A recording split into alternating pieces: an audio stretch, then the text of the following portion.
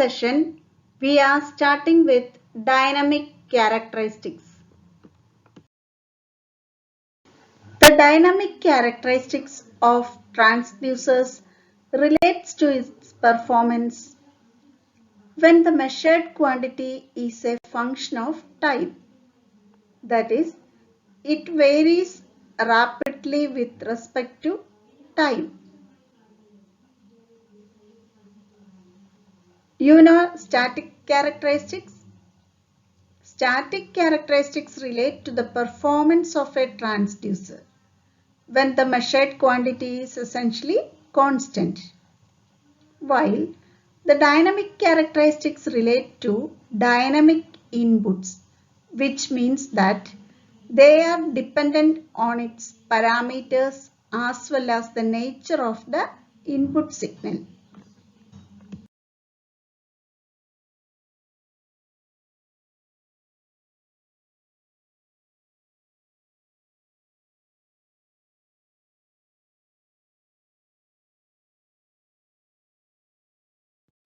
The dynamic characteristics are dynamic error, fidelity, speed of response, and measured lag.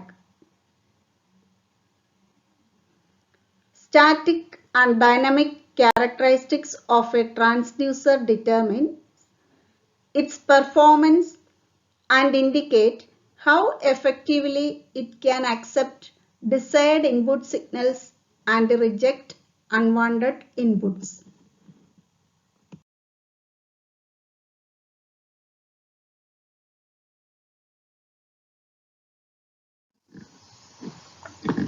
Dynamic error occurs only when input quantity is varying with time.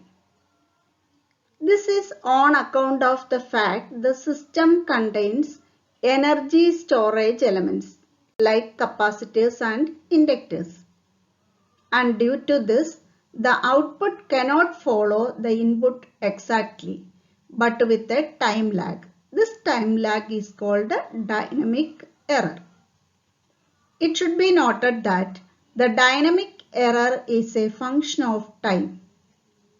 It is the difference between the true value of the quantity changing with time and the value indicated by the measurement system if no static error is assumed. So it's also called measurement error.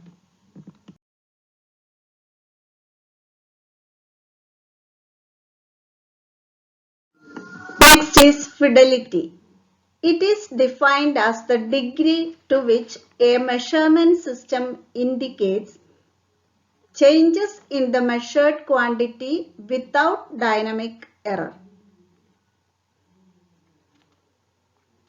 Fidelity of a system is defined as the ability of the system to reproduce the output in the same form as the input. Suppose if a linearly varying quantity is applied to a system and if the output is also a linearly varying quantity, the system is said to have 100% fidelity. ഒരു linearly varying quantity applied ചെയ്യുവാണെങ്കിൽ ഒരു സിസ്റ്റത്തിൽ apply ചെയ്യുവാണെങ്കിൽ ഔട്ട്പുട്ടും linearly varying quantity ആണ് കിട്ടുന്നതെങ്കിൽ അതിനെ എന്തെന്ന് പറയാം 100% fidelity ഉണ്ടെന്നാണ് പറയുന്നത്.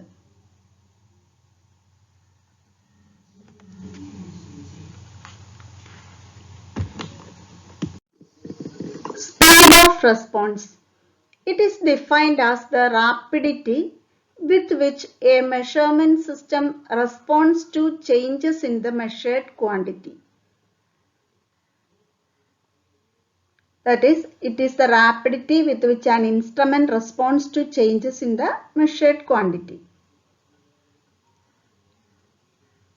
Response time is defined as the time required by the instrument or system to settle to its final steady position after the application of the input.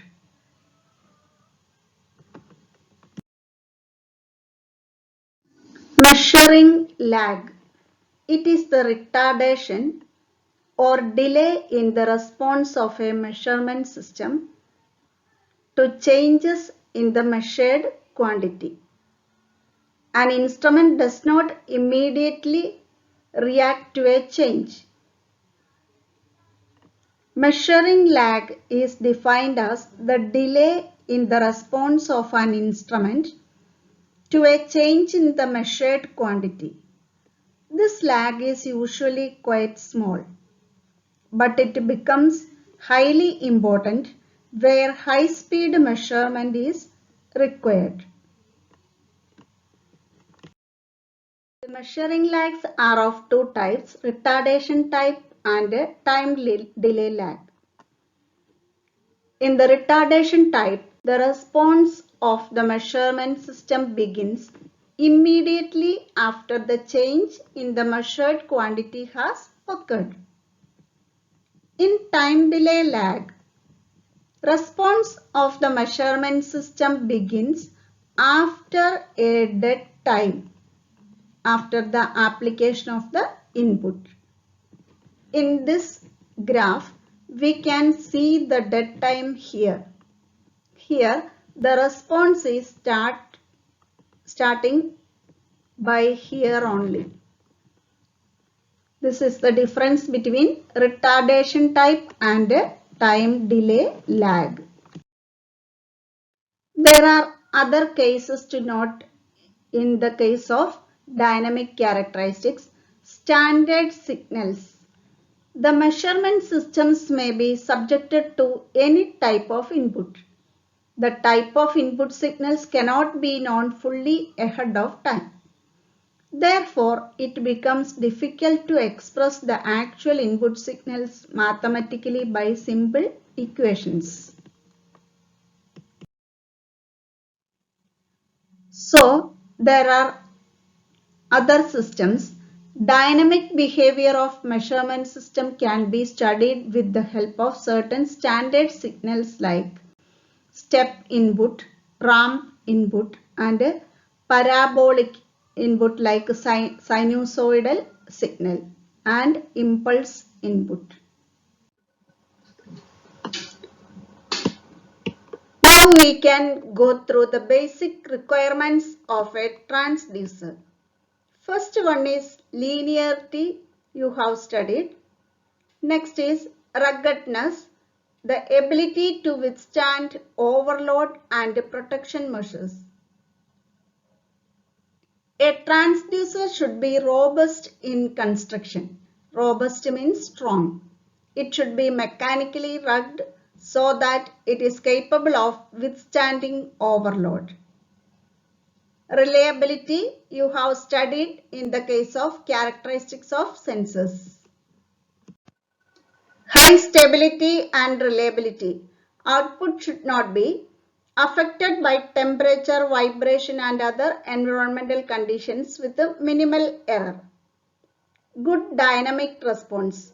Ability to change output quickly for dynamic variation in input with respect to time. Output should be faithful to input when taken as a function of time. Convenient instrumentation. High analog output, direct measurement or after amplification.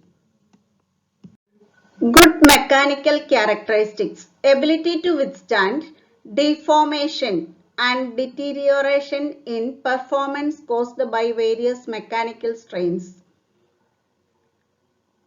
അതായത് എന്തെങ്കിലും രൂപഭേദം അതാണ് deformation എന്ന് പറയുന്നത്.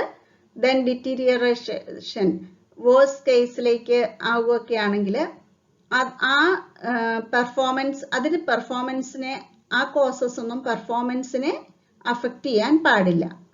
അതാണ് good mechanical characteristic എന്ന് പറയുന്നത്. No hysteresis. We have already studied. High signal to noise ratio. It is an important thing.